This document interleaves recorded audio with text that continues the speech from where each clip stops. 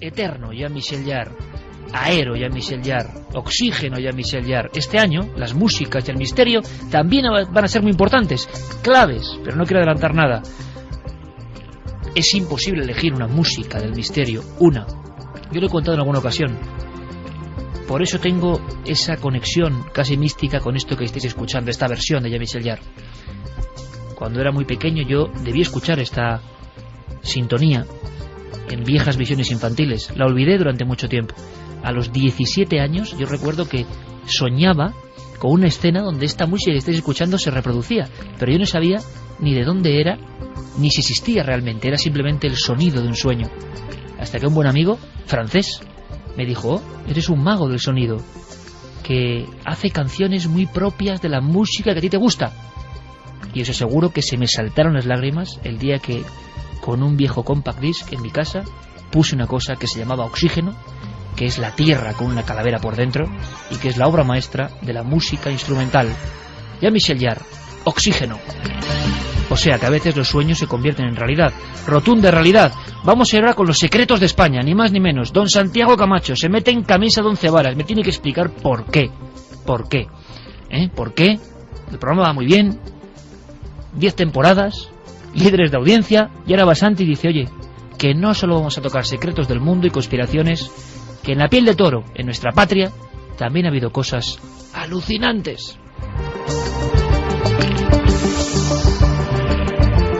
Antes, retale de mensajes porque ha llegado mucha información, mucho feedback con gente que tiene que ver con el río Órbigo, con un montón de historias. Quiere saber cómo va la encuesta y gente con la que contactaremos, por supuesto. Sí, que además también muchos mensajes sobre la película, sobre El Exorcista. Vamos a repetir las vías de contacto. Y con lo que has contado al final, no me extraña. Madre mía, de pesadilla. Más historias. Oye, pues recuperamos un día lo desconocido de Robert Mangel, ¿eh? A mí me ha puesto los pelos de punta lo de el hospital.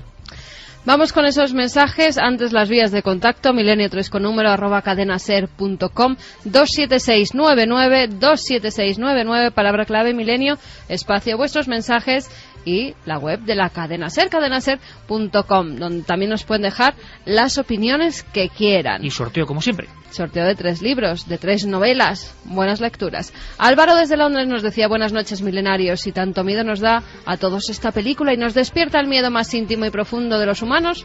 El mismo diablo, algo de cierto debe de haber tras ese fenómeno. Leí en alguna parte que en la película se escuchan sonidos de exorcismos reales. ¿Eso es cierto o es leyenda? Gracias, se preguntaba Manju. Eso es leyenda. Se escuchan muchas voces de diferentes razas, a diferentes velocidades. Se escucha la matanza terrorífica de un cerdo. Hablando un poco del túnel del tiempo, aquí Antonio José Ales, grabado por el gran Mariano Revilla, nuestro compañero Mariano, grabaron la matanza de un cerdo. Y yo le dije a Mariano: he escuchado muchas cosas en la radio en mi vida, pero nada tan terrorífico, tan terrible como la matanza de un cerdo. Se le ocurrió a Antonio José Ales, así era Ales. Pusieron un micrófono y aquello era espantoso. Y además sin palabras. Ales decía algo que era muy sabio: si a esto le agregamos imagen, nuestro subconsciente ya traza animal inferior a lo humano en nuestra conducta. Es la matanza de un cerdo, lo trivializa. Solo con el sonido de aquellos alaridos el impacto es brutal. Bueno, pues en El Exorcista, también en esto, fueron pioneros. Bueno, y esa voz que salía, que la actriz de doblaje tuvo que someterse a todo. La daban alcohol casi puro, la hacían fumar muchísimo, a la vez la daban claras de huevo para que salieran todas esas voces de su garganta a la vez. Decía que parecía que tenía 3 personas dentro. Soy Manuel Palacios. Yo cogía el autobús enfrente justo de donde lo cogían los niños del colegio Vistalegre y recuerdo que los siguientes días faltaban niños que conocía. Fue impactante, nos lo decía Manuel. Estaba en la cama y al oír la tragedia de Santa Cristina me ha recordado que mi abuelo dedicó una poesía a los niños que murieron. Nos lo decía Jesús desde Zamora. Pues sería bonito tenerla.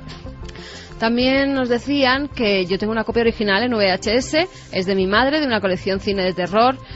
No la tengo entera la colección, pero son peliculones, David del Puerto de Sagunto.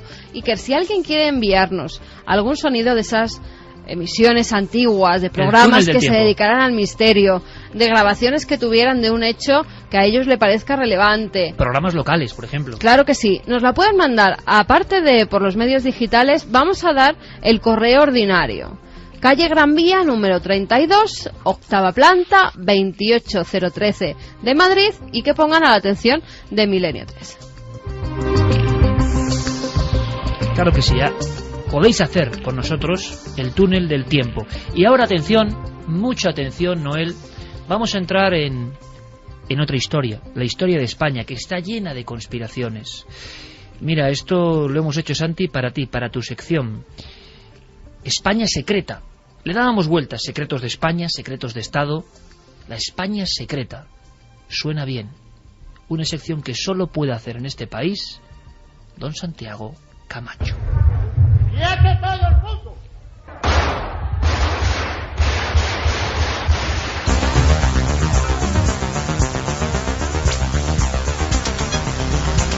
...76 muertos y 113 heridos... es el balance final de la catástrofe del Corona de Aragón. Personas, no, acaba de caer una señora desde el balcón, desde un quinto piso, se ha lanzado en camisón.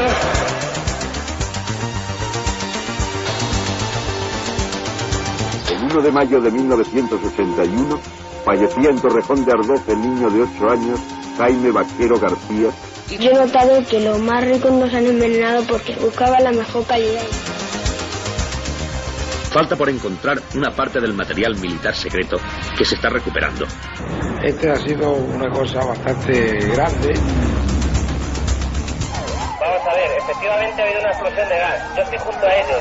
Ya están los bomberos con esto y con coches enterrados. Pregunte si al presidente del gobierno le ha ocurrido algo o no. 3 y 14 minutos, pues también la carne de gallina, porque son momentos de nuestra historia. 23F, síndrome tóxico, Palomares, incendio del Corona de Aragón, muerte de Carrero Blanco, tantas cosas que uno intuye que no se han contado del todo, ¿verdad? Pues sí. Y con Blade Runner, menuda, La verdad es que me he quedado gratamente sorprendido. Es una cabecera realmente impactante y espero que la sección esté a la altura. Porque la verdad es que a lo largo de estos años he tenido ocasión pues de contaros un montón de historias que tenían que ver con el KGB, con la CIA, con sociedades secretas de este y de aquel país.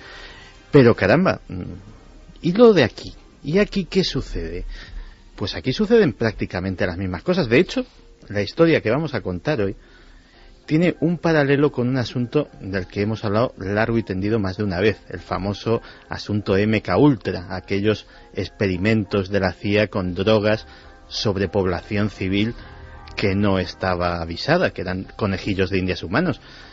Y uno cuando escuchaba eso del MKUltra, pues decía, bueno, pues los americanos estos, la Guerra Fría, la CIA, en España no puede pasar algo así. ¿Estamos seguros de que en España no puede pasar algo así? Tiene un nombre esta historia, ¿no, Santi? Pues sí, si hay un sumario extraño que se haya abierto algún día en la historia de la Audiencia Nacional, ese es el de la llamada Operación Mengele, causa instruida por el juez Baltasar Garzón y que fue archivada en su momento por falta de pruebas. Pero los medios de comunicación denunciaron la trama y dieron muchos detalles al respecto. Sobre esta falta de pruebas y sobre estos detalles, pues nos comenta algo Fernando Rueda, nuestro amigo Fernando Rueda, que es posiblemente uno de los mayores expertos en este país sobre los servicios de inteligencia. Bueno, en aquel momento en la operación Mengele no fue conocida porque la llevó a cabo un grupo absolutamente aislado de los grupos operativos y entonces se mantuvo en secreto. Pero muchos años después, a raíz de la salida del servicio secreto de Juan Alberto Perote y de las denuncias que en aquella época empezaron a aparecer sobre actividades ilegales del CSIC, apareció esa información que, como había sido tan bien tapada, tan bien cubierta, se le había echado tanta arena para que nadie se conociera, aparecieron publicados algunos datos y algunas informaciones, pero nunca se pudo probar judicialmente la existencia de esa operación. Hombre, lo que impresiona así de entrada, Santi, para los que no entendemos como yo y como imagino gran parte del público, es que en la Audiencia Nacional se tramite un expediente sobre un nombre tan sonoro y tan macabro, Operación Mengele. ¿Por qué? Pues mira, tendremos que remontarnos a 1988. En aquella época, el director del Centro Superior de Investigación de la Defensa, el CSID, ya no existe como tal, cambió de nombre y en buena parte de estructura para ser el actual CNI, Centro Nacional de Inteligencia, era Emilio Alonso Manglano, un personaje que fue muy polémico. De hecho, su salida del CSID está marcada por el escándalo de las escuchas ilegales, entre otras cosas, a Su Majestad el Rey. Y en aquella época, 1988, ETA golpeaba duro como en pocas épocas de nuestra historia reciente. Y en ciertos círculos era lógico creer que en la lucha contra el terrorismo, pues, todo valía. Se barajaron muchas ideas, el caso Gal lo tenemos en la mente de todo el mundo, pero algunas de ellas fueron bastante peculiares. Y una de ellas fue considerar la idea de utilizar una droga para reducir a los etarras capturados y que a la vez sirviera de suero de la verdad para hacerles revelar detalles sobre la organización y sus próximos planes. Una idea arriesgada, desde luego ilegal, y que, bueno, parece ser que se llevó a cabo. Esto lo conocemos gracias a la labor de dos verdaderos maestros del periodismo de investigación en nuestro país, que son Manuel Cerdán y Antonio Rubio, que se enteraron y, de hecho, llegaron a tener en su poder y a publicar papeles oficiales que así lo corroboraban, que había un ambicioso plan para secuestrar en Francia al dirigente de ETA, máximo dirigente de ETA en aquella época, José Antonio Urruticoechea, más conocido como Josu Ternera. El plan consistía en administrarle esta droga, interrogarle utilizando ese suero de la verdad e meterle en el maletero de un coche, en un cajón, en un habitáculo preparado para ello, para introducirle de contrabando en España y que los servicios de inteligencia, tanto del CSID como de la Guardia Civil, tuvieran ocasión de, previamente a anunciar su detención, interrogarle en privado sobre determinadas cosas. La operación, que popularmente se conoce como Operación Mengele, dentro del CSID se conocía como Aneto Esfera Shuto. Esto, en los códigos del CSID de la época, tenía una explicación. Cada una de esas palabras en clave había un manual que alguien que estuviera avisado y que supiera de qué iba sabía perfectamente a qué se refería. Esto nos suena casi a máquina enigma, ¿no? Pues sí. Aneto, por ejemplo, correspondía al departamento dentro del CSID que dirigía la operación, en este caso la unidad antiterrorista. Esfera era el ámbito al que se refería la operación. Esfera era el nombre en clave para ETA. Grapo tenía otro nombre, etcétera, etcétera. Y Shuto era el nombre ya de la misión concreta, que era probar la citada droga. El problema es que, claro, el adiestramiento de los agentes de campo del CSID es muy amplio, o era muy amplio, pero el manejo del pentotal y de sus derivados no estaba dentro de ello. Y había que probar. Había que probar. Así que se decidió hacer un ensayo general utilizando conejillos de indias humanos. Y claro, para esto, ¿qué mejor que indigentes? Gente que nadie la va a echar de menos, que en el caso de que hablen y de que comenten lo que se ha hecho con ellos, nadie les va a creer. Y bueno, les convertía, digamos, en los sujetos perfectos para la operación. Así que esto se puso en marcha. Los servicios médicos del CSID adquirieron la droga, nadie sabe por qué registros, y de hecho también adquirieron, por ejemplo, instrumental de reanimación, porque el pentotal es una droga muy peligrosa, puede provocar la muerte. Entonces a los agentes se les proveyó de oxígeno, desfibrilador, para en el caso de que sucediera algo poder practicar unos primeros auxilios. Y la misión recayó sobre el Departamento de Acción Operativa, que entonces estaba dirigido por el célebre Juan Alberto Perote, que luego estuvo muy encadenado con otros escándalos relacionados con el CSIC.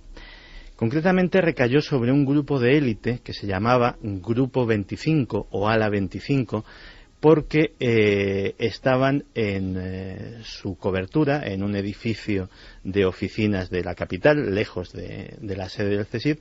Estaba en un lugar que se denominaba Sala 25. Era uno de estos edificios de oficinas donde se alquilan a las empresas pues diversos despachos y diversas salas, y de ahí le venía ese nombre extraoficial.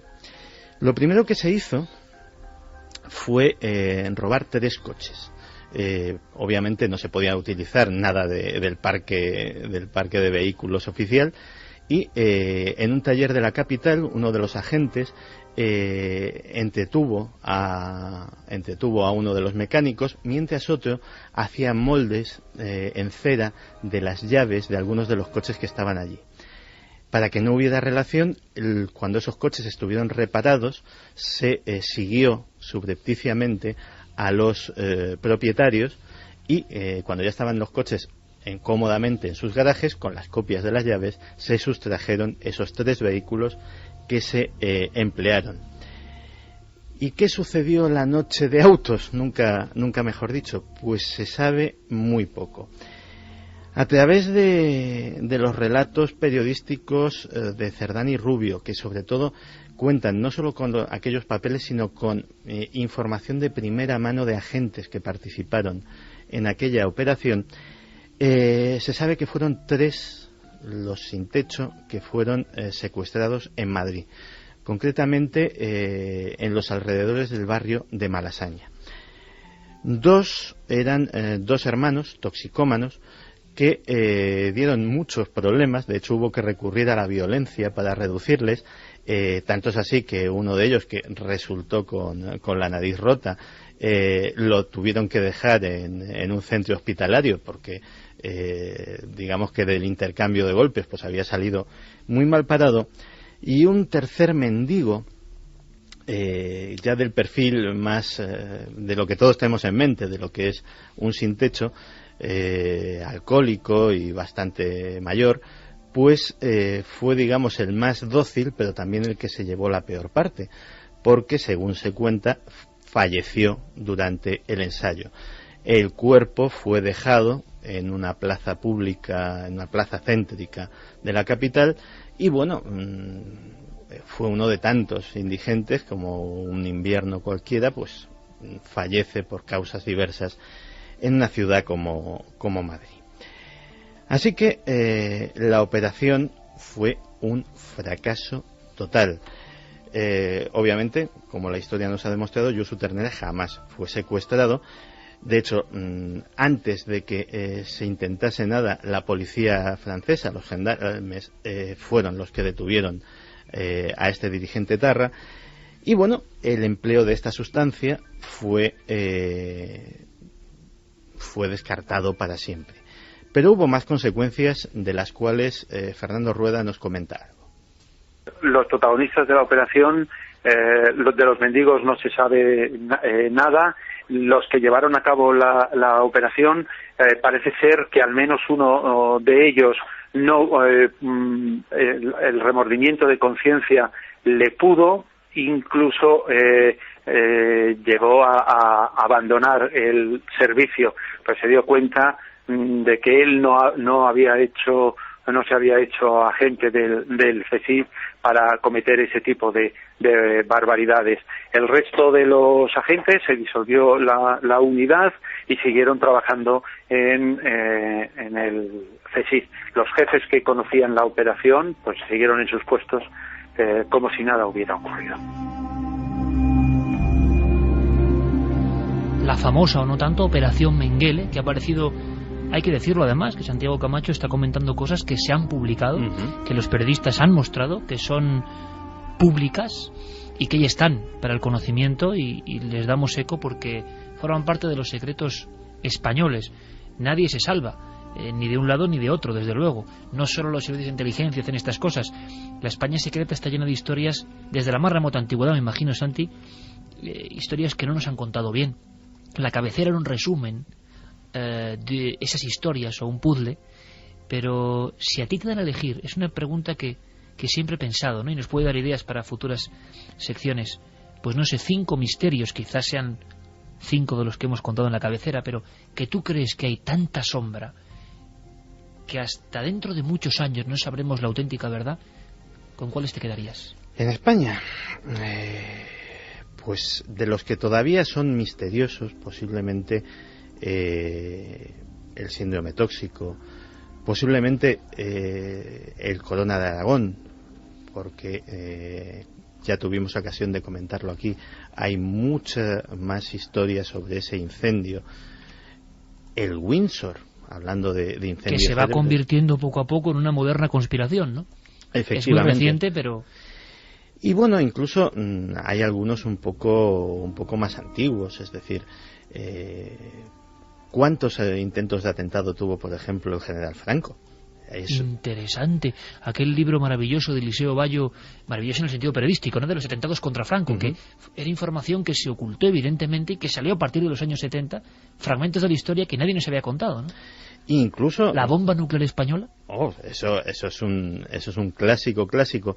Y fíjate que incluso yéndonos un siglo para atrás, pues quién olvida el trágico accidente, y lo pongo entre comillas, lo de accidente, del acorazado norteamericano Maine en La Habana, que nos llevó a la guerra de Cuba, a nuestra única guerra con los Estados Unidos de América, guerra en la que perdimos Cuba y perdimos muchos hombres buenos que cayeron allí, y que aparte de la tremenda manipulación que hubo por parte de la prensa norteamericana, a lo mejor hubo algo más, y hay muchos historiadores que piensan que fue algo probablemente premeditado y probablemente buscado para tener un casus belli contra España. El atentado contra Carrero Blanco sigue siendo motivo de suspicacia y de libros que hablan de otras agencias. En fin, todo eso serán los secretos de España, una sección firmada por Santiago Camacho que va a dar mucho que hablar, sin duda. Y además invitamos, Carmen, ¿verdad?, a que la gente pueda plantear sus historias, viejos libros, sucesos que han pasado. Acabamos de pasar el 11 de septiembre, un 11S más revuelto que ninguno en los últimos años, desde luego, por los acontecimientos que convulsionan al mundo, y ha habido informaciones nuevas tremendas sobre un 11S envenenado. Y ahora quiero que Santi nos cuente más cosas. Me parece escalofriante también una versión del 11S o una consecuencia o secuela del 11S a la cual no se había prestado mucha atención, pero creo que es muy importante. Ahora bien, tenemos noticias muy sorprendentes. Una nos llega desde Utah, Carmen, desde Estados Unidos, y una vez más el sueño de adivinar el pensamiento. O sea, lo que todos hemos visto en las películas. Alguien se pone unos electrodos y transmite su pensamiento. Y van saliendo noticias, poco a poco, que indican que ese camino se está recorriendo. Última hora, Carmen. Pues en este caso ha sido para esas personas que o bien tienen una parálisis o que no pueden ellas mismas contestar de propia voz. Han sido puestos 4 electrodos en varias de estas personas y se les daba varias palabras que pueden ser necesarias para que pidan cosas. Las palabras serían sí, no, calor, frío, hambriento, sediento, hola, adiós, más y menos. Un código en el que ellos pensaban. Eso es, un código muy sencillo con unas palabras esenciales para hacerse entender. Se probó, por ejemplo, con una persona epiléptica. Esos electrodos, los científicos hacían que pensaran en esa palabra, y al pensarlo inmediatamente pues detectaba que era como un sí o como un no. Es decir, leían el pensamiento. Esa persona pensaba en la palabra y la máquina lo traducía. Bueno, pues esa conversación máquina-hombre, alguien que no puede hablar y que tiene casi la tapa de los sesos al aire para poner electrodos dentro del cerebro, que es la diferencia, transmite palabras y logra dialogar. La primera vez en la historia que se ha podido leer el pensamiento. Recordad, amigos, que hace un año hablábamos de una universidad de Japón que había logrado dibujar, casi como aquellos códigos, ¿verdad, Santi?, del Atari, como muy pixelado, pero formas del pensamiento humano. Lo que viene ahora es un salto infinito. ¿Y a quién consultar? Pues yo creo que una de las personas que más sabe del cerebro, científico de verdad, porque es muy curioso, últimamente del cerebro habla todo el mundo, y en plan popes o no popes me parece muy bien, pero el director de neurociencia cognitiva de la Universidad Complutense de Madrid es Manuel Martín Loeches, o sea, el que trabaja con estas cosas, y él nos puede informar de qué está pasando. Nos contaba esto del experimento de Utah. No es que puedan leer el pensamiento, pero de aquí a poco sí que es cierto que vamos a poder leerlo. O sea, quiere decir que no es una noticia aislada, porque ya hace pues unos pocos años van saliendo en la prensa noticias donde se comprueba que efectivamente, gracias a los ordenadores, que ahora son capaces de computar mucha información en muy poco tiempo, sí que es verdad que podemos interpretar la actividad cerebral y de alguna manera saber lo que tiene la gente en la cabeza. Y esto sí es cierto. Sí pueden leer el pensamiento. De momento a trazos, pero sí. Santi, esa frontera de la ciencia ficción, bueno, en este verano han pasado muchas cosas. Por ejemplo, casi se da por seguro que nuestra especie, el Homo sapiens, se hibridó con los neandertales por los últimos hallazgos, bien, del genoma neandertal. ¿Qué ocurre? Que esto hace 6 meses hubiera sido borrado con una aspa y hasta los científicos que estaban ahí a punto de admitirlo no se atrevían. Están pasando cosas de hallazgos de criaturas prehistóricas. Os hablaremos la próxima semana, por ejemplo, del Leviatán, que dices, es increíble, ¿no? Ballenas de 25 metros con dientes increíbles que devoran cachalotes y dominaron el mar y se extinguieron de repente. El dinosaurio jorobado. El dinosaurio jorobado de Cuenca, increíble. O 400 exoplanetas idénticos prácticamente a la Tierra o con condicionantes muy similares a los de la Tierra. Cosas que hace nada serían ciencia ficción. Pero ya lo de alguien que no puede hablar, que transmita a una máquina su pensamiento y esta máquina lo lea, estamos en la frontera de lo imposible. Gente de frontera, que decía Leo Talamonti, pues estamos ahí. Y Manuel Martín Loeches, repito, científico de prestigio internacional y amigo de este programa, nos da más datos. ¿Qué está ocurriendo en ese laboratorio de Utah, en Estados Unidos? Piensa que lo que acaban de hacer ha sido implantar unos electrodos directamente en el cerebro, que es algo que, bueno, no se puede hacer más que en ciertas personas, como en este caso, que era un paciente epiléptico, y en la mesa de operaciones se le insertaron unos electrodos, y bueno, pues gracias a estos electrodos que miden la actividad cerebral directamente desde el cerebro, pues se puede tener mucha finura en los datos, ¿no? El problema está en que el resto de las personas, los que no podemos estar o no vamos a estar en un quirófano con la cabeza abierta, pues es más difícil, ¿no? Porque las ondas cerebrales tienen que atravesar las meninges, el cráneo, la piel y tal, y entonces pues la señal cerebral pues pierde bastante calidad. En este caso, bueno, pues se ha conseguido hacer así. Llegará un momento, como digo, cuando los computadores sean capaces de procesar mucha más información todavía, y no está muy lejos esto, en que incluso la actividad recogida en la piel nos permita saber pues qué palabras está pensando una persona, pues como ha ocurrido con este paciente en la mesa del quirófano. Llegar a esa barrera, Santi, de la ciencia ficción de los años 70-80, que se va convirtiendo en realidad. Manuel Martín Loeches, con la piel, o sea, un electrodo de dedo, por ejemplo, y estoy seguro que se va a alcanzar, viendo cómo va la tecnología. Qué maravilloso y qué aterrador. No, la verdad es que estamos avanzando a pasos agigantados. Yo, una imagen que me ha parecido increíble de este verano, era en la edición de este año de la Campus Party. Había una exhibición de un interfaz cerebral. Era muy sencillo, pero era algo absolutamente alucinante. Era con un pequeño casco, con una pequeña diadema, había un aparatito que hacía subir y bajar una pelotita. Pero la pelotita la controlabas con la mente, y los visitantes tenían ocasión de colocarse esa diadema y efectivamente de hacer subir, bajar... Con el pensamiento. Solamente con el pensamiento, a la velocidad que querían, y les sorprendía la facilidad, es decir, que no era algo que necesitase una instrucción previa, un entrenamiento. No, tú pasabas por allí, hacías la cola correspondiente, te ponías la diadema y hacías auténtica telequinesis. Telequinesis, que ya sería una realidad. Bueno, es más, en Málaga, la Universidad de Málaga, hicieron experimentos para mover un videojuego muy rudimentario con un coche con la mente, y lo movían. Es decir, tú indicando, moviendo, activando el hemisferio derecho-izquierdo, respondía el coche derecho-izquierdo, evitando obstáculos. Y la gran pregunta, yo creo que es, amigos, si esto va saliendo a la luz pública ahora, ¿qué se está haciendo que no sale? Siempre se están haciendo cosas que van 30 años, 20 años más adelantadas. A mí un amigo hace muchos años me decía, cuando tú ves la patente de un chip de ordenador, no sé, Pentium 4, Pentium 3, cuando salió Pentium 2, leías, era el año 98, por ejemplo, y era del año 91. La tecnología militar todavía iba más adelante. La gran pregunta es, en instalaciones militares, por ejemplo, que siempre son la avanzadilla, ¿qué se estará, legal o ilegalmente, probando ya? Ahora mismo. Yo creo que es una pregunta para reflexionar. Y para reflexión, imaginaos que vamos en un coche, amigos. Creo que es en Canadá. Un coche que va por la carretera y nos encontramos una figura que cruza. ¿Te acuerdas del caso de Extremadura, de la niña de la carretera? Sí, el de la niña de comunión.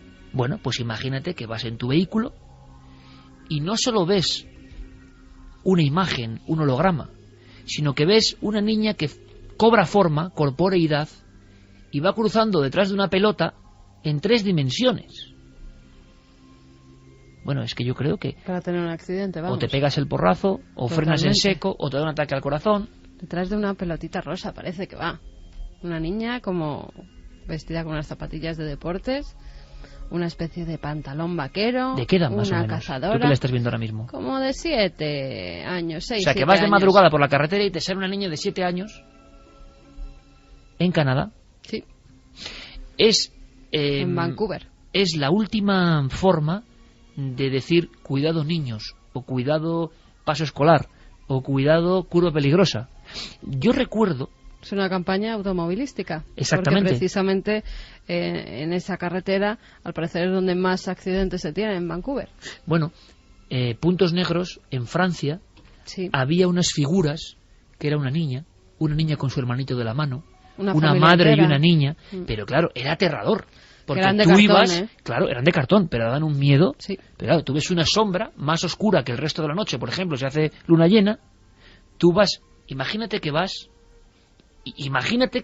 en el coche y que pones, como hace Noel Calero ahora, Pink Floyd, y que vas en tu coche tranquilamente con esta música.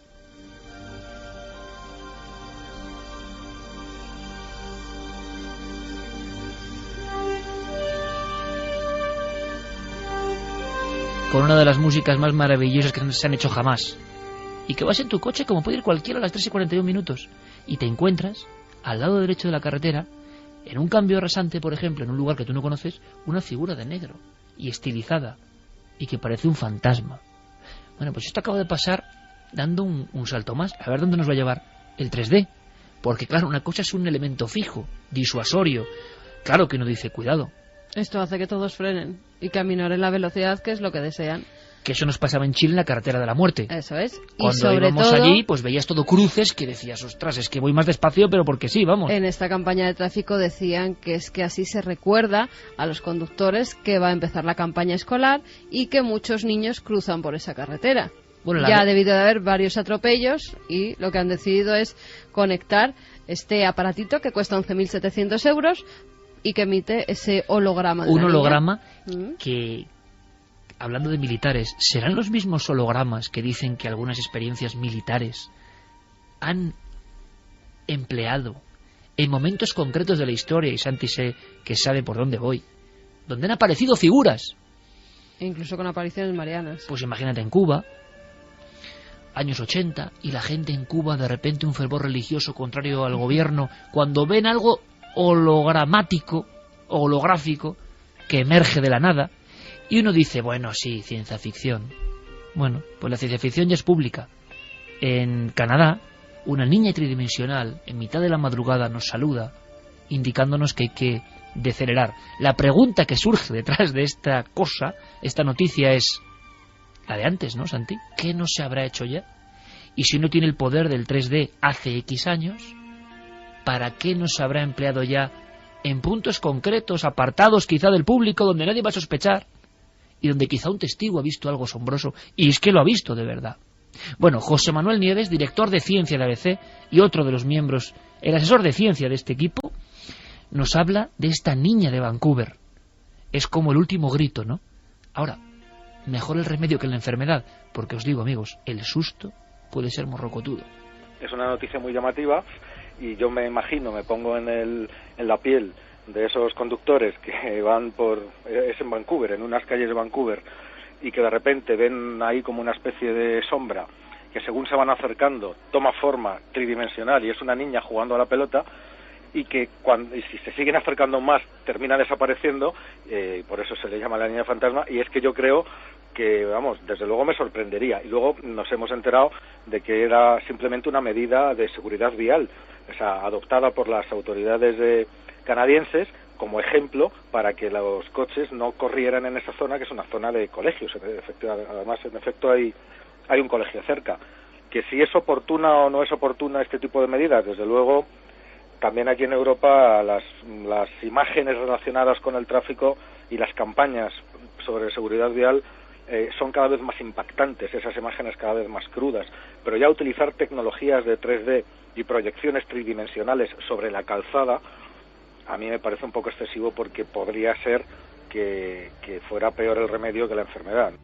La guerra de los mundos que nos transporta, estamos prácticamente en eso. Me dice Santi Camacho, escuchando a Nieves, es que uno va a una gran velocidad que no debe ir, pero imagínate que va ahí. Nosotros no, el equipo de Milenio 3 siempre va muy despacito. Y claro, pegas un volantazo ahí, porque crees que es una niña de verdad. Claro, es que me estaba pareciendo que era peor el remedio que la enfermedad. Es decir, evidentemente, pues tienes a un señor que efectivamente que está conduciendo a una velocidad indebida, en unas condiciones, pongamos, con una tasa de alcoholemia alta, lo que sea, y con las facultades mermadas de una u otra forma, y de repente se encuentra esto, la reacción obvia es que pega un frenazo y un volantazo, con lo cual el coche a esa velocidad se va a hacer gárgaras, dicho mal y pronto. No sé, ellos sabrán. Acabamos de pasar el 11 de septiembre y se anuncian una serie de reportajes impresionantes sobre el envenenamiento del 11 de septiembre. Casi en titulares, Santi, por favor. Cosas que desde luego se ha hablado de todo, ¿no? Y lo hemos hecho muchas veces, de incógnitas, historias. El día que fracturó el mundo, que cambió el mundo. Pero ahora parece que hay informaciones que sobrecogen. Claro, porque fíjate, una de las cosas que he aprendido en este viaje reciente es que muchas veces nos quedamos con el titular, con la tragedia que ha pasado en tal o cual sitio, y evidentemente el 11S ha sido una tragedia histórica, pero luego lo archivamos y esas tragedias siguen vivas y siguen teniendo consecuencias. Una de ellas son las consecuencias gravísimas para la salud que tuvieron el ataque al World Trade Center. Cuando se derrumbaron las Torres Gemelas, toneladas de materiales muy peligrosos, amianto, mercurio, plomo, fibra de vidrio, dioxinas, que son elementos altamente tóxicos y de los que volveremos a hablar alguna vez esta temporada. Y todo este tipo de cosas de repente se liberan a la atmósfera. Para hacernos una idea, se cree que más de 400.000 neoyorquinos estuvieron expuestos durante días a esa nube tóxica de polvillo que quedó flotando sobre la ciudad.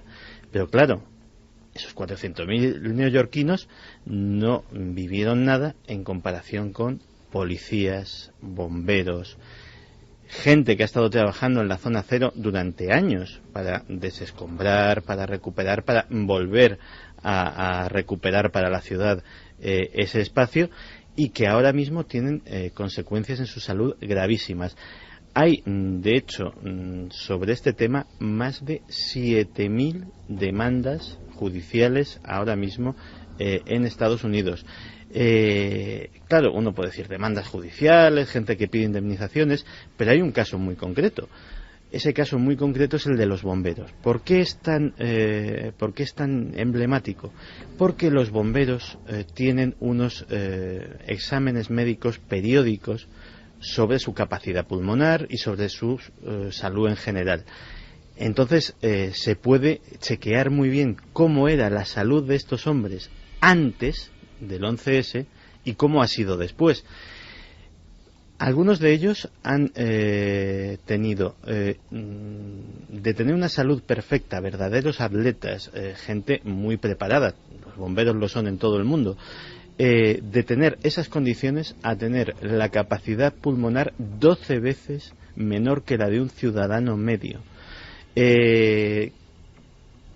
Tasas elevadas de enfermedades de todo tipo, jubilaciones anticipadas, tanto en bomberos y policías.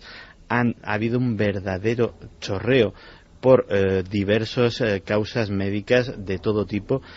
Y bueno, el drama sigue vivo. Lo que ahora se está temiendo es que incluso pueda haber un riesgo de malformaciones congénitas, porque evidentemente no solamente estamos hablando de humos tóxicos, sino que esas dioxinas, como ha pasado en casos como el de Bhopal, envenenamientos de ese tipo que ha habido, se quedan de alguna manera residentes en el organismo del afectado y pueden afectar mucho a su sistema reproductor. Claro, ahora vemos, Santi, esas nubes densas, la gente corriendo delante de ellas, las nubes más famosas de la historia. Claro, lo que dejan detrás de sí. Seguiremos ahondando en esta historia porque yo creo que es la parte menos conocida del 11S. Y nos recordamos alguna cosa en las efemérides, pero nos hemos dado un puente concreto que nos daba otra noticia de esas increíbles que hilan misterio y mundo animal, Carmen. Nos vamos hasta Milton, está en Escocia, es un puente de estilo victoriano, se construyó hacia el año 1859, un burgués fue quien lo hizo, era un terrateniente llamado James White, que se hizo una gran mansión y para atravesar un río, el río Clyde, pues hizo ese puente, un puente que es conocido como Overtown Bridge. Otro puente y otro río hoy, ¿eh? Otro puente y otro río, efectivamente, pero en este caso no hay ninguna desgracia de accidente, sino que la desgracia se centra en los animales, en los perros.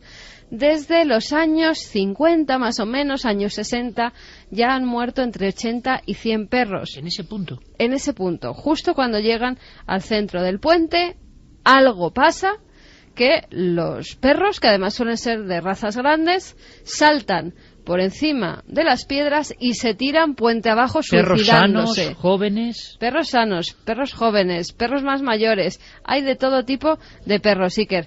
Las razas que suelen suicidarse, por decirlo de alguna forma, desde ese puente, los labradores, los collies, los golden retrievers, son los que más han saltado. Ya te digo, entre 80 y 100 desde los años 60. Es que son muchísimos. ¿Y este misterio hasta tal punto que han hecho una investigación, porque claro, los dueños no se lo explicaban. Es más, iban paseando tranquilamente con sus perros y de repente estos parecían perder la orientación, saltaban por encima del puente y se tiraban. Y si no se mataban, volvían otra vez al puente y volvían a saltar. O sea, era tremendo. Hasta tal punto que han encargado una investigación científica. Y en esa investigación científica han llegado a la conclusión de que el culpable de esos suicidios es el bisón americano.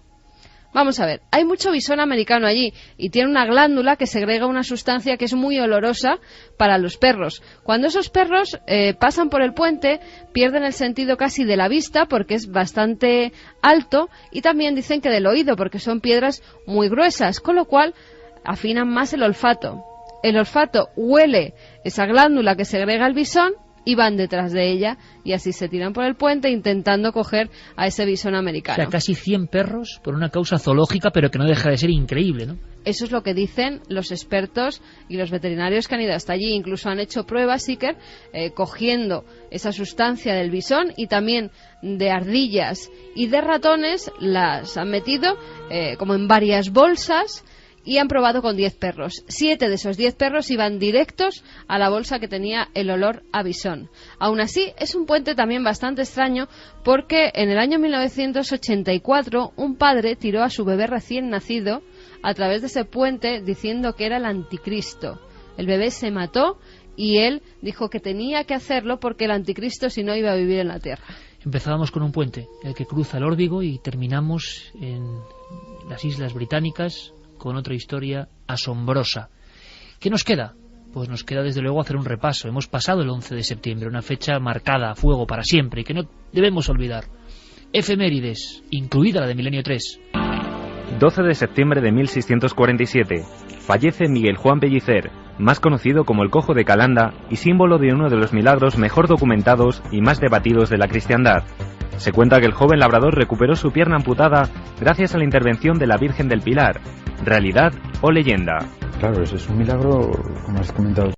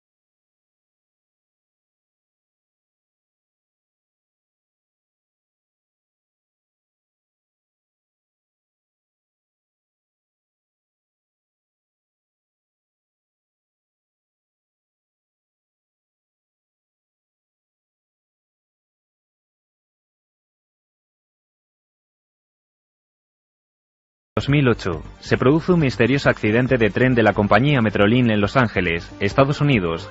El balance ascendió hasta los 130 heridos y 26 muertos, entre ellos Chuck Peck, pasajero fallecido en el momento de la colisión. Una extraña muerte si tenemos en cuenta las 35 llamadas posteriores, el rescate de su cadáver. Les dimos una descripción y permanecieron las siguientes horas buscándole y acabaron encontrándole. Dijeron que había muerto inmediatamente por el impacto y que no había forma por la que él pudiera haber estado llamándonos.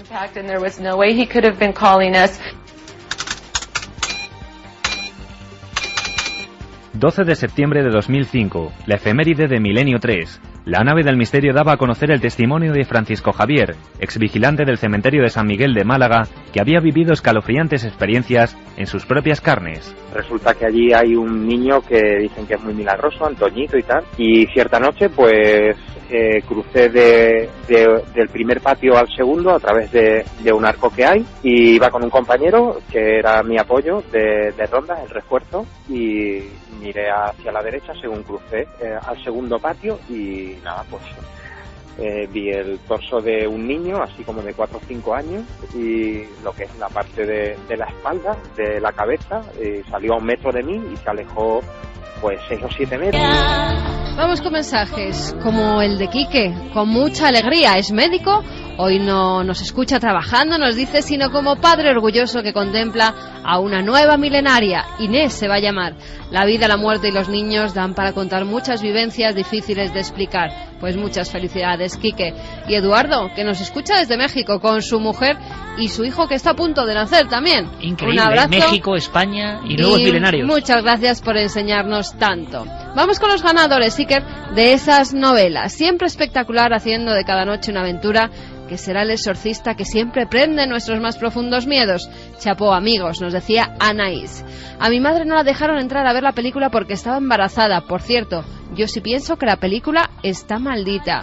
Y el último es para Maite, que nos dice: quien muere en circunstancias trágicas, el espíritu queda en el lugar. Saludos a Pérez Avellán, el mejor periodista de sucesos de hoy. Sin duda.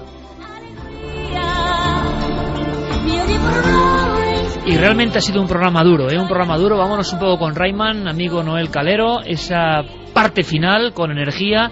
Ha habido muchas sensaciones encontradas. Gente que amablemente nos ha concedido su testimonio.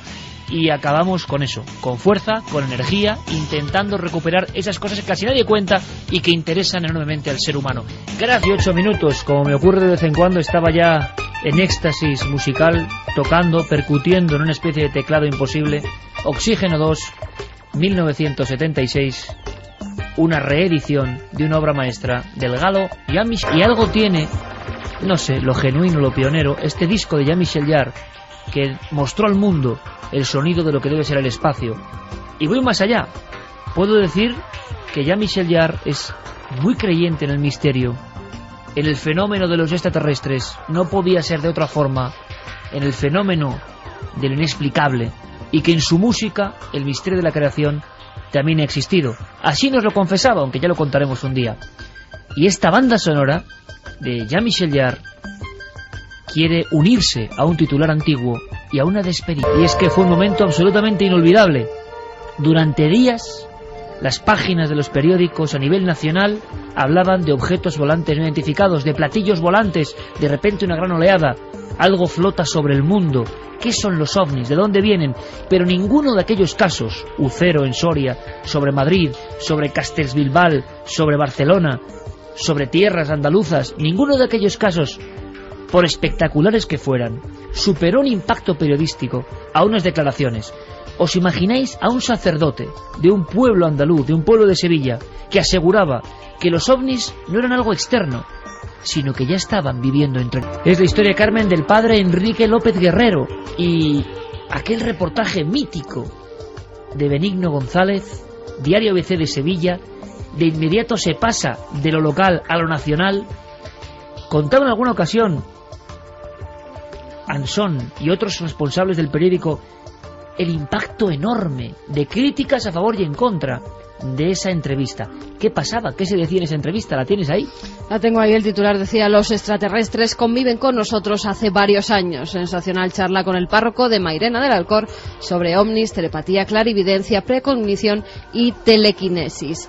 El periodista que lo firmaba era Benigno González y, entre otras cosas, le preguntaba al párroco, a don Enrique: ¿cree usted que existen los extraterrestres? Y él decía: no solo creo que existen, tengo conocimiento pleno que en España reside una colonia cuya misión es totalmente bienhechora y pacífica, pero cuyo descubrimiento equivaldría a una especie de shock de tipo macrosocial y a serios y graves perjuicios. Javier Sierra, compañero, conexión con Málaga, también con carne de gallina, ¿no? Una página del periodismo de misterio en España. Un hombre de la Iglesia, año 68, se atreve a decir semejantes cosas. Nadie lo entendió, incluso le valió una amonestación del entonces arzobispo de Sevilla, que no llegó a entender nunca por qué hizo esas declaraciones que ocuparon esos titulares en la prensa nacional. Pero lo cierto es que Enrique López Guerrero se atrincheró en esa historia y terminó demostrando que él sí que conocía información de esa presunta colonia de extraterrestres infiltrados en España, publicando un libro tremendo que se llamaba Mirando a la lejanía del universo, donde hablaba precisamente de esos extraterrestres, del planeta Humo. Unos extraterrestres, por cierto, que también creían a su manera en un Jesucristo, porque ellos tenían uno propio, un Moboa, que fue lo que a él le convenció de que, bueno, de que efectivamente aquellas personas, entre comillas, decían la verdad y venían de un planeta a 14 años luz de aquí. Javier, un libro tremendo a todos los niveles, de un grosor considerable, editado una vez más por Plaza y Janés y con una portada absolutamente inolvidable, donde se mezclaba la religión y los ovnis. Sí, porque ese era el concepto que manejaba el padre Enrique López Guerrero. Hablaba de ovnis, pero aprovechaba su incursión en ese fenómeno y sus comentarios, por ejemplo, de los avances o los descubrimientos que habían hecho en esos años amigos suyos como Antonio Rivera, Rafael Farriols y tantos otros, para predicar, para hacer suya el mensaje de los altares y transmitirlo a los lectores. Era otra época, evidentemente. Estamos hablando ya de los años 70, porque pasan casi 10 años desde que hace esas declaraciones en ABC hasta que publica Mirando a la lejanía del universo, pero la España de ese momento pues estaba muy abierta a recibir ese tipo de mensajes, digamos, de doble vertiente, ¿no? Una cosa más, Javier, antes de saber qué ha pasado, ¿no? ¿Por qué hablamos ahora de repente de Enrique López Guerrero? La historia de Humo, que un día volveremos a analizar con todo el detalle, con toda la profundidad, Ya lo hemos hecho, pero yo creo que con la incorporación de Javier Sierra y con su conocimiento sobre el terreno podemos saber más. La gran historia, que no sabemos cómo nos ha hecho una serie de televisión, cómo nos ha hecho una película, la gran historia de unos extraterrestres infiltrados en la sociedad española del franquismo, supuestos evidentemente, y más que humanos, quizá un tema para Santi Camacho, de manipulación mental o de control de las creencias, pero había una serie de personas, Javier, aunque sean casi titulares, que recibían una serie de informes de supuestos extraterrestres, con contenido más o menos científico, estaban maravillados, pero lo llevaban muy en secreto. Era un criptogrupo, y parece que estas declaraciones de Enrique López Guerrero, ni más ni menos que ABC, motivaron también sus tensiones, porque el sacerdote se puede decir que se fue de la lengua, ¿no?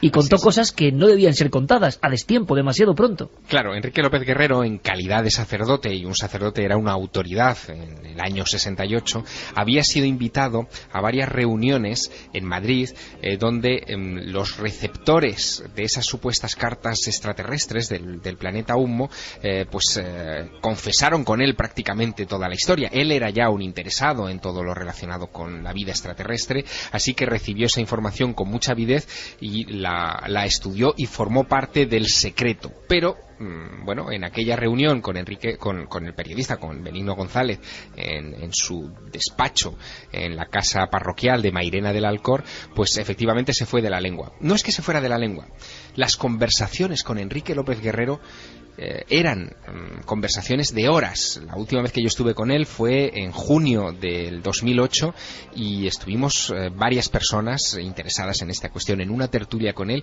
que duró casi 4 horas sin moverse del asiento, escuchando todo tipo de comentarios. Claro, Benigno, que era un periodista sagaz, pues extrajo de esas horas de conversación las cosas más jugosas, y entre las más jugosas estaba ese comentario velado, medio en broma, medio en serio, de, bueno, hay extraterrestres en la España del año 68 infiltrados entre nosotros.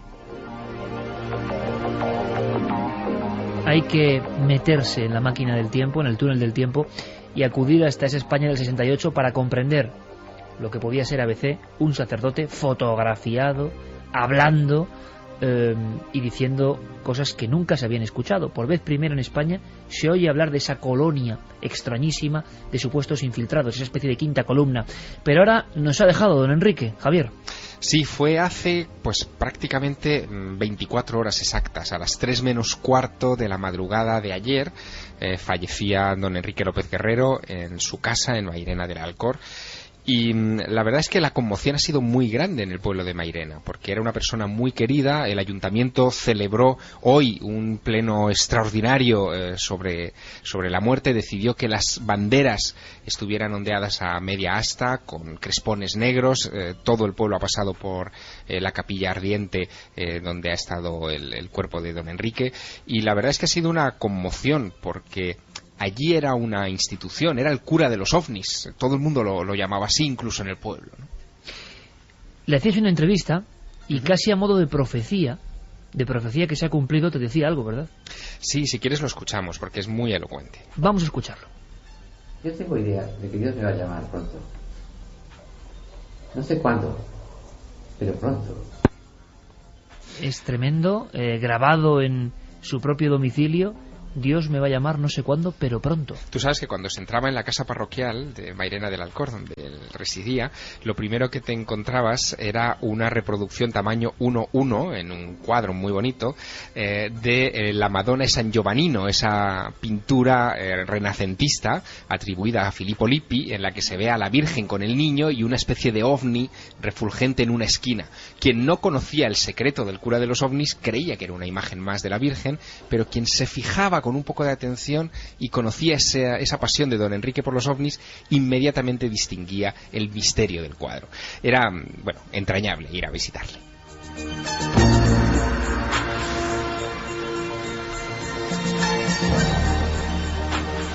Entrañable también la diapositiva que acabas de hacer, Javier, en un simple cuadro, en un maravilloso cuadro, la historia de un hombre, ¿no? De un hombre en un pueblo encalado que creía en los ovnis, que creyó en esa versión hasta el final de sus días. Hasta el final, efectivamente. Él seguía con pasión todas las novedades sobre este tema.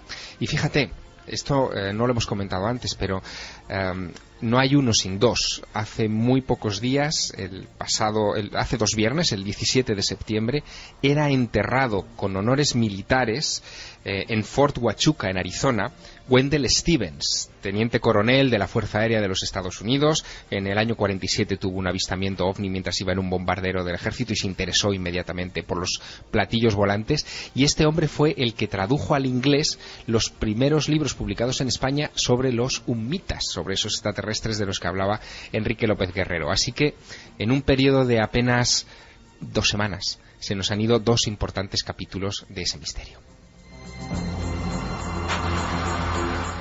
Nuestro homenaje, nuestro recuerdo, por supuesto. Y el recuerdo de los periódicos que siguen titulando hoy luto por la muerte del cura de los ovnis en Mairena del Alcor. Qué bonito enlace ese, Carmen, qué bonito. O sea, hoy los periódicos, 50 años después casi de aquellas declaraciones, 50 años casi después, bueno, 42 años, hablan de ese apodo que acaba de decir Javier Sierra, el cura de los ovnis se nos marcha. Le siguen llamando así, le seguían llamando así, el cura de los ovnis. Qué curioso. Tenía un cáncer, murió de un cáncer de esófago, acompañado por su familia y al parecer en paz. Un investigador ovni, como tantos hubo, un investigador que se lanzó a los campos, a las entrevistas e incluso a las visiones directas. Él fue el directamente testigo de las apariciones de estos objetos. Hay más noticias importantes. Un personaje nos ha visitado, el polémico y apasionado Zahi Hawass. Quiero que Javier nos cuente algo más antes de que Santi, al que ya ve ultimando sus archivos y documentos escalofriantes también, y eso que ya hemos hablado de conspiración, pero conspiración española, ¿cómo no, Santi? Claro. La tiene ahí ya en el horno, que hemos hablado de pan y de hornos, a punto de salir. Ha pasado algo con Egipto, se están anunciando cosas, Javier. Quiero que escuches esta crónica de nuestro compañero Nacho Ares y que nos des tu opinión simplemente, también en titulares, porque se han dicho demasiadas cosas. A mí me sorprende que se digan tantas cosas. Me sorprende también estas actuaciones un poco estelares, me parece muy bien, de Zahi Hawass, dando datos que se corroborarán algunos dentro de escasos meses. Nueva exploración de la Gran Pirámide, hallazgos de momias con nombres para la historia, demasiadas cosas. Las condensa en este breve informativo Nacho Ares, y Javier Sierra nos apunta seguro más claves.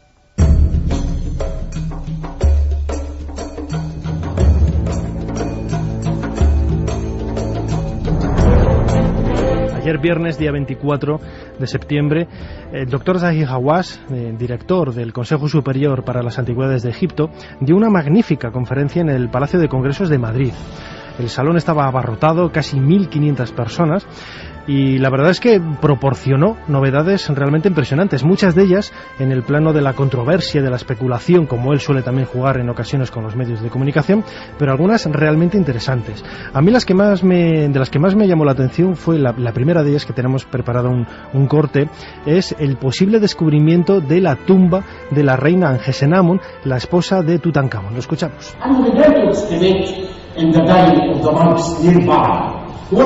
También hemos excavado cerca del Valle de los Reyes, en el llamado Valle de los Monos, donde está la tumba de Ay, muy parecida a la de Tutankamón. Ay reinó después del faraón niño y se casó con Angesenamón, la esposa de Tutankamón. Excavando esta zona, lo que hemos encontrado fue depósitos de fundación, es decir, un agujero en el suelo en el que se colocaba cerámica y otros objetos, anunciando la construcción de un lugar sagrado. Tengo la convicción de que muy cerca de este lugar deberíamos encontrar la tumba de Angesenamón, la esposa de Tutankamón. Poquito después lo que hizo fue un llamamiento por primera vez. Él lo matizó, lo recalcó, que era la primera vez que daba esta noticia. Al parecer ha descubierto la verdadera momia de la reina Nefertiti. Recordemos que hace poquitos años la investigadora inglesa Joan Fletcher dio a conocer la posible identificación de una momia descubierta en el Valle de los Reyes de Luxor con la reina Nefertiti, una investigación que luego fue tirada por tierra. Ahora Hawass parece haber descubierto la verdadera momia.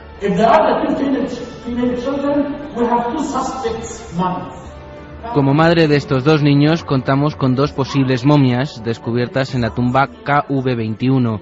Con una de ellas hay muchas similitudes entre su ADN y el de los fetos, por lo que podría ser de Angesenamón.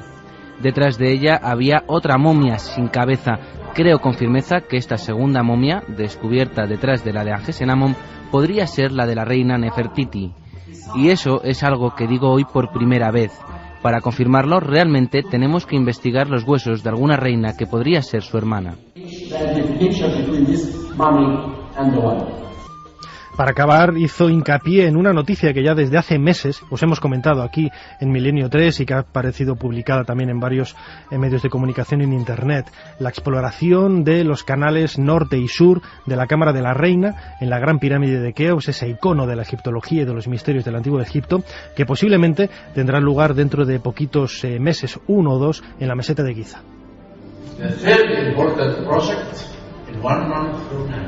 El tercer proyecto importante de aquí en un mes lo estamos llevando a cabo con un equipo de la Universidad de Leeds en Inglaterra, usando un robot que mandaremos dentro de la Gran Pirámide para ver qué hay detrás de la puerta que descubrimos en el canal sur de la Cámara de la Reina y también lo que hay detrás de la puerta descubierta en el canal norte de la Gran Pirámide de Keops.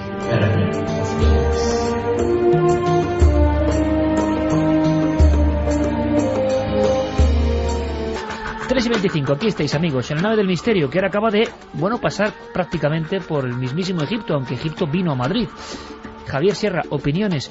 Es curioso, ¿no? La propia personalidad de Zahi Hawass es bien curiosa. Yo no sé qué opinas. Pues mira, justo hoy he almorzado en Torremolinos con Robert Bauval, que es su archinémesis, ¿no? Un poco se convirtió durante unos años en su enemigo de planteamientos porque, los dos defendían ideas opuestas sobre las pirámides, sobre el origen de los constructores de las pirámides, etcétera. Esa leyenda de que casi alguna vez llegaron a las manos o roce, no es verdad, ¿no? No, a las manos no, pero los debates siempre fueron muy agrios, ¿no?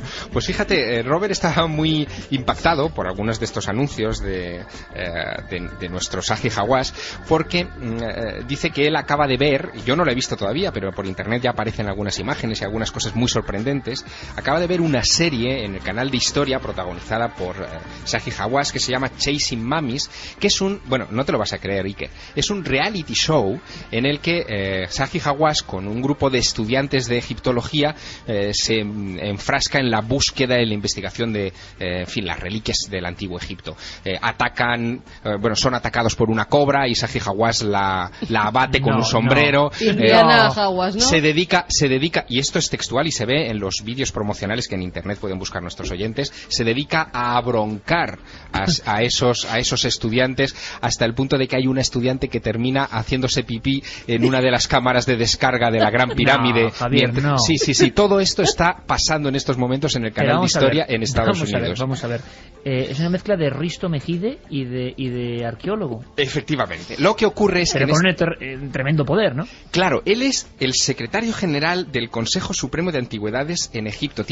Y además lo dice en la promoción de este Chasing Mummies, de esta serie, dice, he holds all the keys, dice, él tiene todas las llaves, ¿no? Tiene todas las llaves de todos los monumentos. Esto es físico, esto es real, ¿no? Y además es viceministro de Cultura, con lo cual es muy difícil hacer nada en los monumentos y mucho menos con una cámara de televisión si no tienes el beneplácito de Zahi Hawass y si no lo sacas a él, ¿no? Es un hombre muy pagado de sí mismo, eso es cierto, ¿no? Bueno, es muy temperamental, probablemente en su cargo se necesita serlo porque proteger el legado tan amplio de los faraones en el Egipto actual pues requiera de una energía sin límites, pero es cierto que en ciertas cosas se pasa, ¿no? Se pasa de temperamental. Este Chasing Mummies lo está demostrando. Esta conferencia ante 1.500 personas en un anfiteatro tan grande, pues demuestra un poco también su megalomanía y... Hombre, a 13 euros yo también la hago. Claro, y lo que dicen en este Chasing Mummies también, en esas frases que preceden al lanzamiento de esta serie en los Estados Unidos, vienen a decir, los faraones ya murieron hace siglos, pero aquí llega el nuevo faraón, ¿no? Bueno, pues esa es la impresión que se tiene. Aquí llega el nuevo faraón. Sí, esa es la impresión que se tiene cuando uno ve a Zahi Hawass con su sombrero a lo Indiana Jones, galopando por el desierto a lomos de un caballo, que es como empieza esta nueva serie, ¿no? Oye, y es cierto que está una línea de ropa de egiptólogo de Indiana Jones. Y un libro que, bueno... Hombre, un libro es normal, ¿no? Pero... Sí, claro, a 2.900 euros. Es muy normal. Un libro de 700 ejemplares a 2.900 euros, que es lo que cuesta. no es muy normal. En fin, uno se queda sin palabras. Javier, ¿cómo está el Antiguo Egipto? Habrá que ir para allí a investigar, a buscar, y eso sí, y lo realmente importante, y nos permitirá el público atento, pues este guiño también, ¿no? Casi cómico, porque hay cosas, como esto de contar a Javier el reality show, yo lo del sombrero y la cobra tengo que verlo. Lo que ha anunciado Hawass, ¿son eternos anuncios? ¿Hay algo más de verdad? ¿Crees que están cerca? ¿O que esta dosificación de la información a veces ya cansa un poco? Bueno, yo creo que está cansando ya, porque Zahi Hawass también anunció el descubrimiento de la tumba de Cleopatra y Marco Antonio, por ejemplo, en Taposiris Magna, que es un templo que se encuentra a las afueras de Alejandría. Allí se están practicando excavaciones, pero no se ha encontrado nada, y además, por las crónicas antiguas, es poco probable que esa tumba se encuentre en Taposiris Magna, y lo dicen así todos los grandes egiptólogos, excepto Zahi Hawass.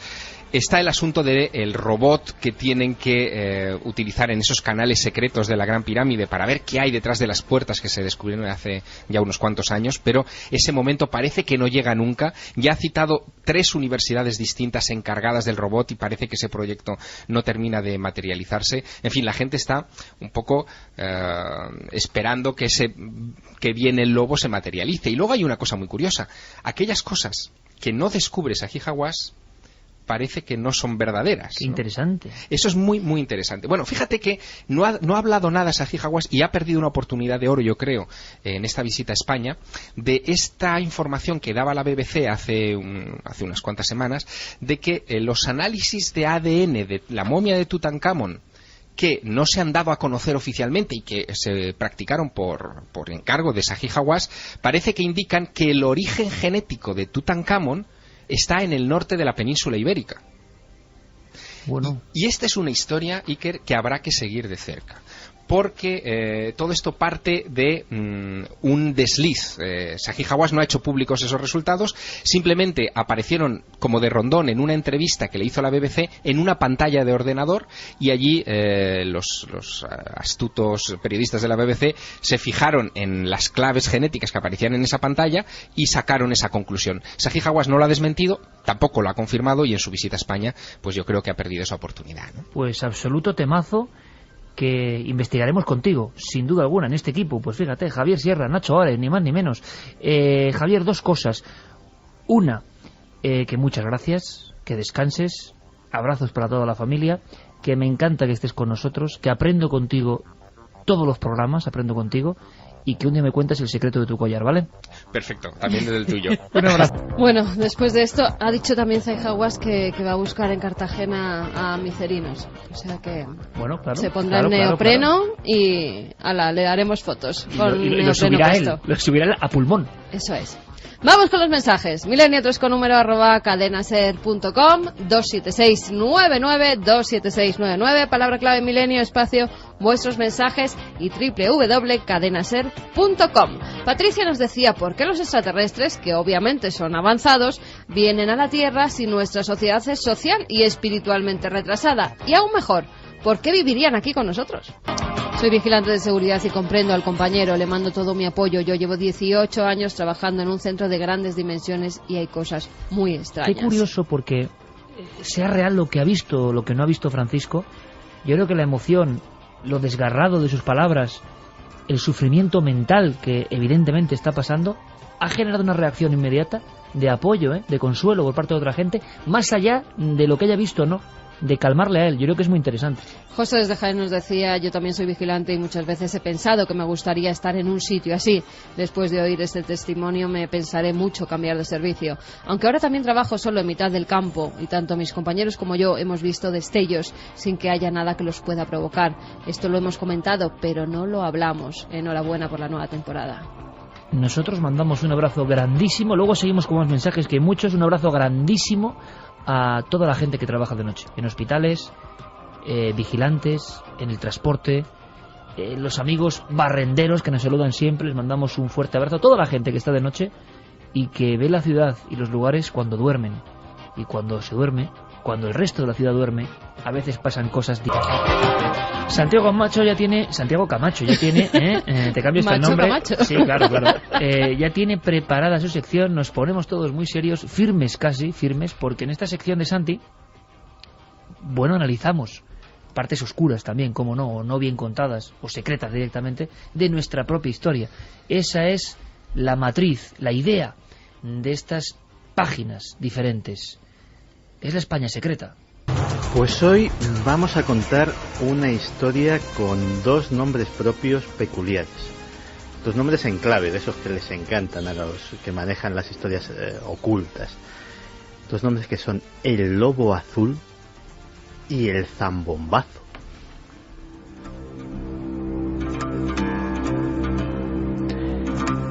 Una de las páginas menos conocidas de nuestra historia reciente es la de los atentados contra el rey don Juan Carlos. Todos conocemos por los medios el intento que hizo ETA en 1995 mediante un francotirador, y de hecho hasta se estaba preparando un telefilm sobre esa historia en Palma de Mallorca mientras estaba de vacaciones. Pero pocos saben que ha habido más, y uno de ellos, posiblemente uno que hubiese cambiado para siempre la historia de nuestro país, fue impedido precisamente por un personaje que llevaba como nombre en clave el Lobo Azul.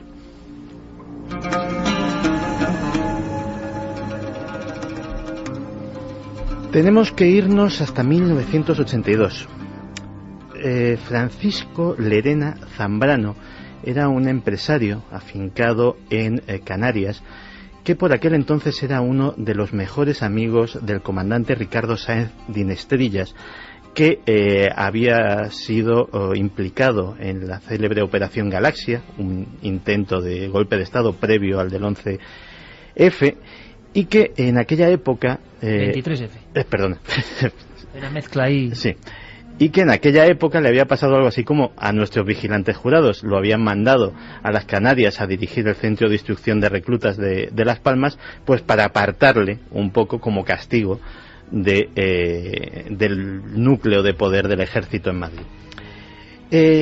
Aprovechando esta situación privilegiada, el CSIC se fija en él y apelando a su patriotismo y apelando a su condición de exguardia civil, lo convencen para que se infiltre en los círculos más violentos y más conflictivos de las organizaciones de extrema derecha.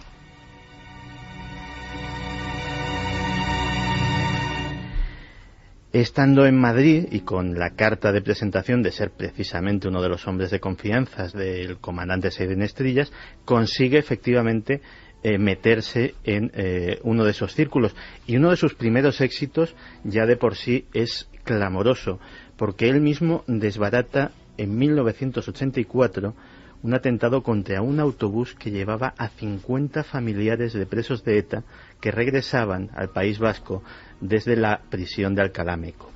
Él era el encargado de accionar el detonador de la bomba que iba a hacer volar ese autobús, pero antes, la noche anterior, había saboteado los cables del contacto y la bomba nunca llegó a funcionar.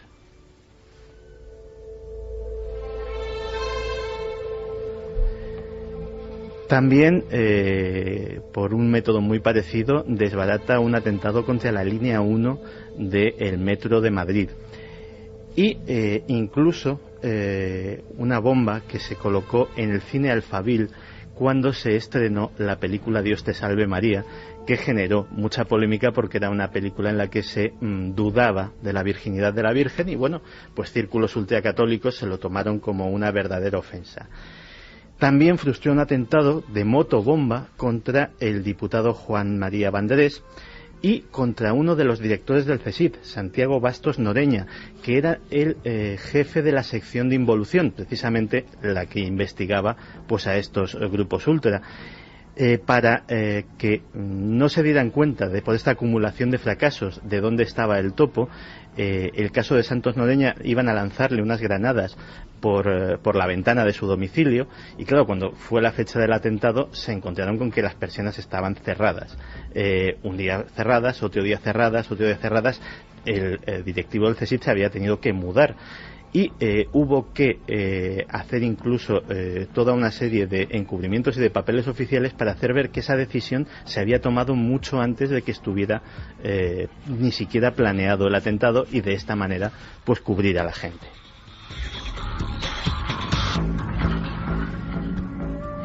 Pero todos estos casos, que ya de por sí son importantes, no son nada comparados con el momento culminante de la actuación de este lobo azul. En 1985 se está preparando el mayor atentado hasta ese momento de lo que habría sido la historia de España. Se pretendía acabar el Día de las Fuerzas Armadas, que el desfile se celebraba en La Coruña, con el rey, la reina, las infantas, todo el gobierno presidido por Felipe González y los almirantes Ángel Liberal, Guillermo Salas, los tenientes generales José María Sáez de Tejada y José Santos y básicamente toda la cúpula militar y civil del gobierno de la nación. El nombre en clave era el Zambombazo. Para ello se había alquilado un local comercial que estaba muy cerca de el lugar donde iba a estar la tribuna de autoridades por la que el rey y el gobierno iban a ver pasar el desfile. En el sótano se había excavado, muy parecido al atentado de Carrero Blanco, se había excavado un túnel que llegaría hasta las proximidades de donde iba a estar esa tribuna y un contacto en el ejército había proporcionado grandes cantidades de explosivos de alta potencia. El plan era sencillo y durísimo. Se trataba de provocar un vacío de poder absoluto que provocase que los militares tomasen el mando de la nación. No había línea sucesoria de la corona, no había gobierno, y culpar del atentado, no estaba decidido todavía si a ETA o al Grapo, pero a alguien que justificase la creación de un estado de excepción, un nuevo gobierno militar y, en resumen, pues una involución.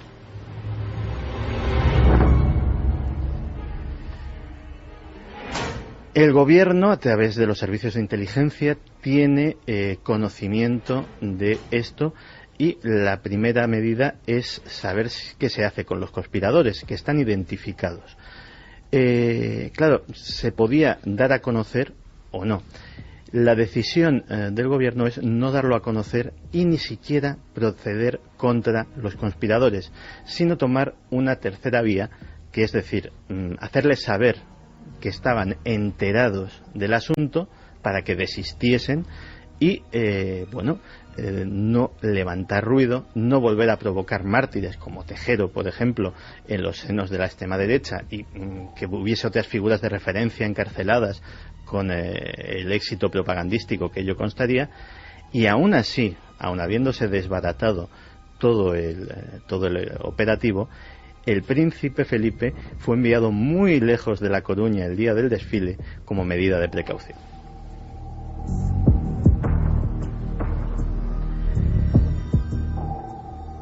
Nada se ha sabido de esto hasta 1991. En 1991 el diario El País es el primer medio que publica un reportaje de investigación sobre este asunto y cuenta la historia de este lobo azul, llamado así precisamente en comparación al lobo, el agente infiltrado en ETA. Este era el lobo azul en referencia al color azul típico de las organizaciones de este signo.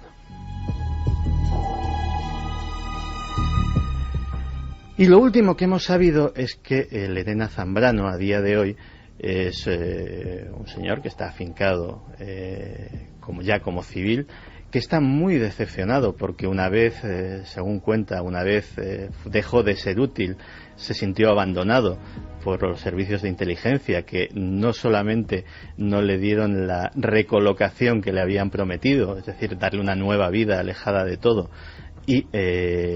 sino que además pues incluso le cortaron la asignación económica que tenía para sus gastos y para sobrevivir. Curiosamente, es una situación muy parecida a la que les pasó al lobo no azul en este caso.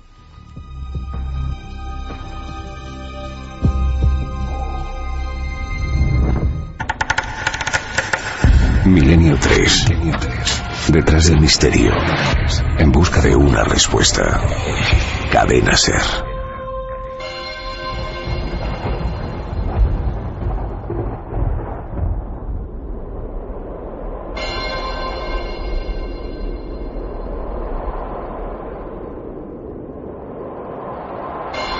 Tres y 49 minutos. uno se queda boquiabierto.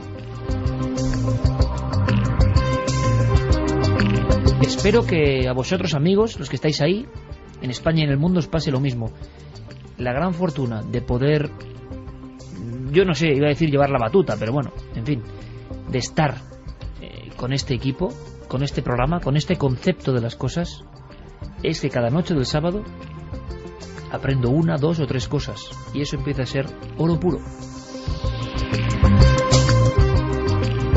Las conspiraciones españolas, la España secreta de nuestro compañero Santiago Camacho. Increíble, pero cierto.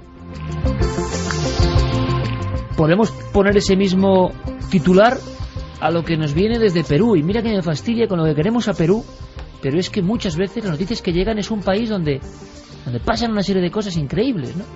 Y están ahí, en titulares. A veces se olvida, como aquellos mantequeros, ¿no?, que asolaron una parte de ese país. Ahora los vampiros humanos se transforman en el vampiro clásico, en el que ha dado miedo toda la vida, durante siglos, en la Amazonía. Nuevos casos de ataques de estos murciélagos vampiro y auténtico problema de orden público.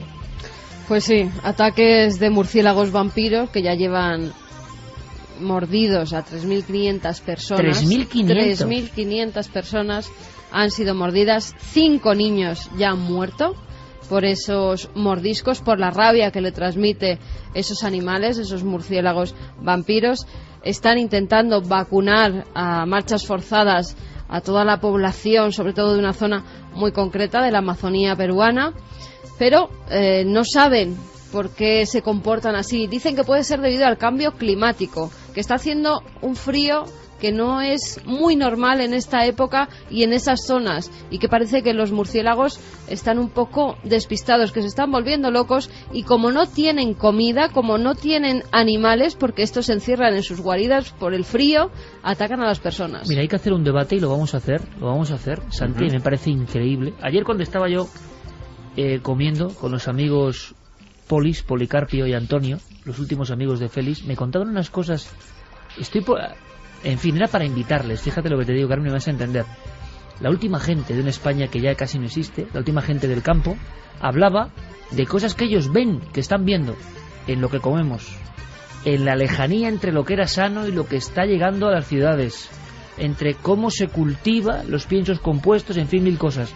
Pero además, Santi, fíjate qué cosa que me puso los pelos de punta, y yo estaba casi anotando con ellos, es que, por ejemplo, en ciertas charcas cercanas a Poza de la Sal, habían huido todas las ranas, ya no existían prácticamente, se habían alejado, ya no digamos los cangrejos, porque habían sido exterminados por otras especies, pero me contaban que había detalles como las abejas y las ranas que les inquietaban, estaban desapareciendo.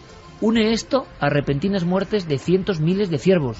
Une esto a comportamientos de animales que nunca ha habido en el mundo, a peces abisales que salen en las costas de Asturias, en todas partes del mundo. Es para hacer un debate, cuidado, a favor y en contra, que igual yo estoy equivocado o no hay nada que indexe todo esto y tenga un sentido, pero uno desde fuera, si ve titulares y habla con la gente del campo, se da cuenta de que algo está pasando con los animales, algo está ocurriendo. Algo, y no solamente lo que esté ocurriendo por la naturaleza, sino lo que hacemos nosotros. No sé si habéis visto la noticia de hoy del super salmón que se va a comercializar, o de hecho ya se está comercializando en Estados Unidos, el primer animal para consumo humano hecho completamente por ingeniería genética. Es decir, es un salmón, modificado su ADN, modificado su código genético para que sea más grande, más sabroso, de más carne. Lo de más sabroso no me lo creo. Y que lógicamente pues sea más barato también, porque es de piscifactoría, etcétera, etcétera. Ya digo... Sí, el salmón ya es muy barato, ya de los pescados más baratos. Pues este ya es transgénico, o sea, es por primera vez porque había... Luego vendrán las enfermedades, que no sabemos de dónde vienen, y todo este tipo de cosas. Y es el primer animal, porque plantas transgénicas y cereales y semillas, etcétera, etcétera, ya estamos comiendo. Vamos a hacer un debate con especialistas. Mira, ¿Qué está ocurriendo? Ayer estábamos precisamente en Poza de la Sal, en el lugar de nacimiento del gran defensor de los animales, de Félix Rodríguez de la Fuente. Bueno, yo no puedo abandonar este programa sin decir pues un mail que me ha dejado descolocada. Nos lo enviaba Ángel Manuel Santamaría desde Puente Genil. Ha salido hace 2 días, 3, un juicio contra 2 chicos que habían cogido una perrita de 9 meses. La habían atado al cuello, del cuello al coche y la habían arrastrado. Entonces la perrita, claro, se intentaba defender, había perdido todas las huellitas, todas las almohadillas. Gracias que una chica de una protectora estaba por allí, la siguió con su coche, cogió la matrícula y los chicos por eso han tenido que pagar 15 euros, creo que es, durante un mes, una cosa así. Bueno, la perrita está muy grave, la están cuidando, nos pedían ayuda porque ningún medio de comunicación a nivel nacional ha querido difundir esa noticia. Eso me extraña mucho. No, solo a nivel local. Han llamado a televisiones, han llamado a todas partes y desde aquí nuestro apoyo a los animales. Puente Genil. Puente Genil. ¿Y se sabe algo de la protectora que ha salvado a esta perrita? Sí, se sabe, mira, es laguarida.org. Bueno. Laguarida.org. Viene hasta el veterinario que la ha cuidado, un veterinario de Puente Genil, viene lo que hicieron, cómo han intentado curarla, todas las heridas que tiene, y bueno, nos pedían un poco de ayuda porque necesita un tratamiento que asciende a unos 400 euros y a ver si alguien sobre todo la podía adoptar. Bueno, pues ese tratamiento, hacemos un llamamiento, incluso, vamos, nos comprometemos nosotros mismos a actuar en ayuda de ese animal que ha pasado por eso. Y que me parece increíble, absolutamente increíble. Gracias a esa gente, gracias a esa chica que salvó ese animal que estaba siendo arrastrado por dos auténticos carniceros, que luego la pena es de 15 euros. Yo siempre digo lo mismo, ¿no? ¿Cómo es posible que alguien haga esto? Claro, desde luego decimos que lo del mensaje de Félix es más necesario ahora que nunca, ¿no? Yo me lo preguntaba ayer en las montañas de Burgos, ¿no? Esto se hacía en España y se hacían barbaridades de un nivel increíble. ¿Cómo es posible que un hombre nacido en esa España también se convirtiese en un mesías de lo contrario, criticado por muchos mediocres y por muchos que no alcanzan a ver la genialidad, pero alguien, un niño, se convirtió en el defensor de todo eso, el respeto a todo eso, el cariño a todo eso, y lo transmitió a generaciones que todavía vibramos con todo eso, aunque Félix sea mucho más filósofo auténtico. ¿Qué ocurre? Que luego sigue habiendo energúmenos de este tipo, ¿no? Yo, en fin, no creo mucho en las maldiciones, pero hay gente que desde luego me parece que las merece, porque quien hace eso contra el ser humano, hace eso contra su entorno, hace eso contra cualquier valor. Si no, no se comprende. Es que esa es la clave, o sea, cuando muchas veces vemos las noticias o leemos la historia de crímenes de guerra, atrocidades, gente que aprovecha ese entorno en el que no hay ley, en el que hay impunidad, y entonces para sacar lo peor, ¿no? Dispara contra civiles, tortura, mata a etnias enteras, es que el energúmeno que es capaz de hacerle eso a un animal indefenso, si la ley estuviera en suspenso, si se encontrara en una situación que él mismo pensase que estaba impune, se lo hace a una persona. Así que cuidado con reír de determinadas gracias, porque estamos fomentando cosas que en otras situaciones que no es imposible que se den, pueden ser. Y que rápidamente voy a dar los ganadores. Carlos y Anaís, que nos decían, es la primera vez que os escribo, que gracias a mi novia son fan vuestro. Me planteo si el Área 51 y otros lugares emblemáticos no sean lugares de experimentos, como por ejemplo armas de destrucción masiva o bacteriológica. Pues un libro para ellos. El caso de Francia del que habláis puede estar relacionado con el cornezuelo del centeno, un hongo alcaloide del que se puede extraer el LSD. Lo que no cuadra es lo de la lengua negra de aquel hombre. Pues otro libro para él. Y el último para María López, que nos decía: buenas madrugadas, pobre hombre, qué miedo. Yo hace 3 años por trabajo pasaba parte de la noche en un antiguo palacio asturiano. Aunque a plena luz del día no me daba miedo, de la noche la cosa cambiaba mucho. Has batido el récord de velocidad. Totalmente. Bueno, alegría para todos. Gracias, Santi, como siempre. Un placer. Gracias, Fermín. Gracias, Carlos. Gracias, Noel. Gracias, Javi, por supuesto. Muchas Mañana gracias, nos vemos, Carmen. ¿Sabes ayer lo que hice? Y lo vuelvo a repetir. Dije: viva Pozo de la Sal, viva Félix Rodríguez de la Fuente.